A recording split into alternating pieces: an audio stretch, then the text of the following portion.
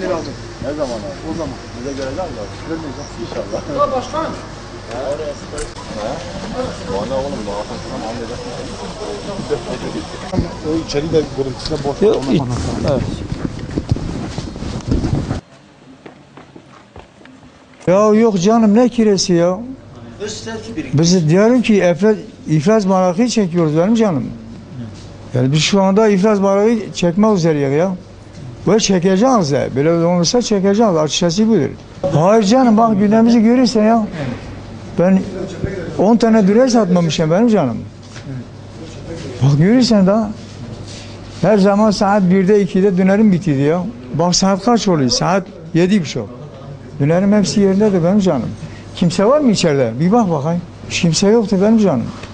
Ama market çalışırsa hepimiz ekmek yeriz. Doğrudur benim canım. Ya benim canım.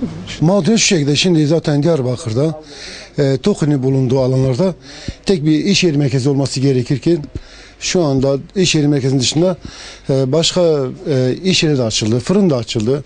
Bir de bu var yani şimdi fırını açılırken biz burayı tutarken hiçbir fırın olmayacaktı. Biz o amaçla tuttuk ve yüksek bir bedelle tuttuk burayı. Van depreminden sonra olan hasarlar, bina hasarları o nedenle de bir kanun çıktı ve o kanunun çıkmasından dolayı da şu an Diyarbakır'da fırın yapılmıyor.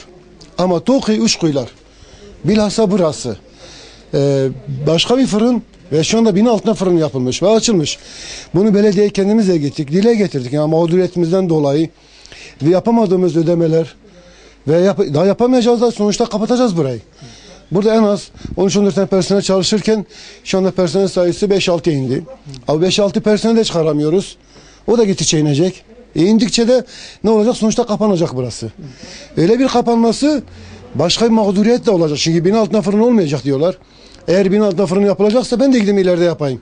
Benim burada daha önce işlettiğim, çıkardığım maliyet şu andaki maliyetin yarısına inmiş. Yani benim 2000-2500 ekmek çıkarırken ama şu anda çıkardığım ekmek 500-600 ekmek takabül ediyor.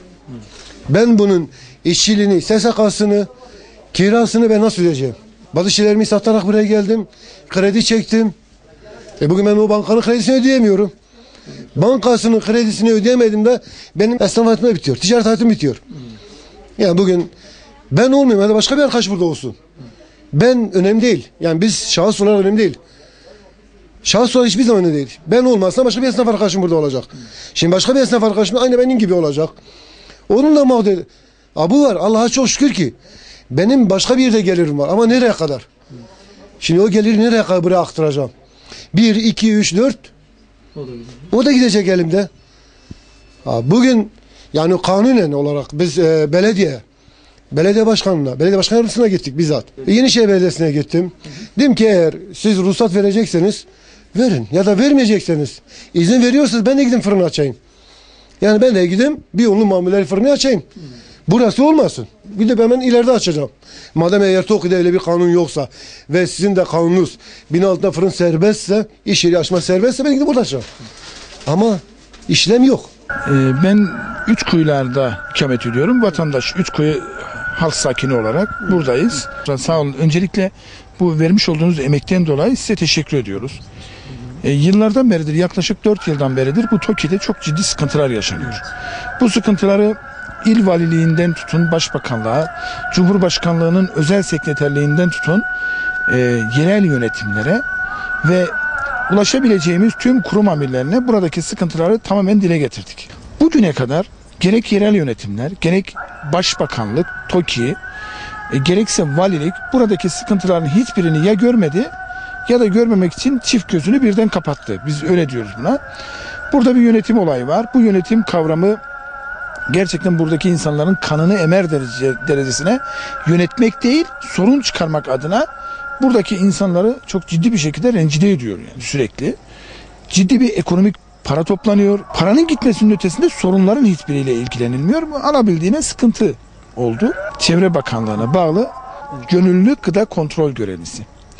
Şimdi bundan yola çıkarak 174 hattını hepiniz çok iyi biliyorsunuz.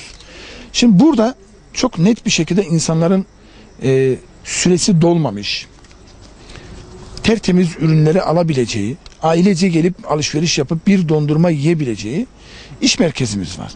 İş merkezlerinin nasıl ihale edildiğini az çok buradaki vatandaş da biliyor. Yetkililer veya iş merkezlerinin sahibi dahi biliyor.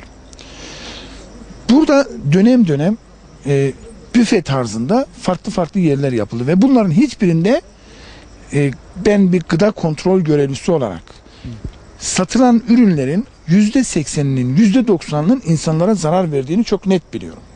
O nedenle diyorum ki yetkililerin bir an önce bu sorunlara bir an önce ama sorunları çözmesi, sorunlara çözüm araması, arkadaşların muhatap kabul edilmesi ve bizim de bu iş merkezlerimize bir an önce kavuşmayı talep ediyoruz. Ayrıca 174'de de şunu söylemek gerekiyor. Acaba bize verilen eğitimi bu beyefendiler almadı mı, yoksa aldılarsa neden gereğini yerine getirmiyorlar? Şimdi sizin de huzurunuzda 174'ü istiyorsanız arayalım, gelip buralara müdahale etmiyorlar. Acaba diyorum bu büfeler 174'te çalışan beyefendilerin acaba kendi malları mı? Biz bunu mail üzerinden ilgili bakanlıklara da yazdık. Maalesef sorunlar çözülmedi. Sorun ortada. Büyük sorunlarımız var. Buradaki insanlar gerçekten, az önce bir vatandaş diyor ki ben diyor Urfa'ya gittim. Urfa'daki TOKİ ile buradaki TOKİ arasında çok ciddi farkların olduğunu gördüm. Artık lütfen buraya yetkililer bir el atsınlar. Kendileri yapsın demiyoruz. Valilik çağırsın TOKİ'nin görevlilerini. Çağırsın buradaki esnafları. Sorunlar nedir? Sorunları dinlesin.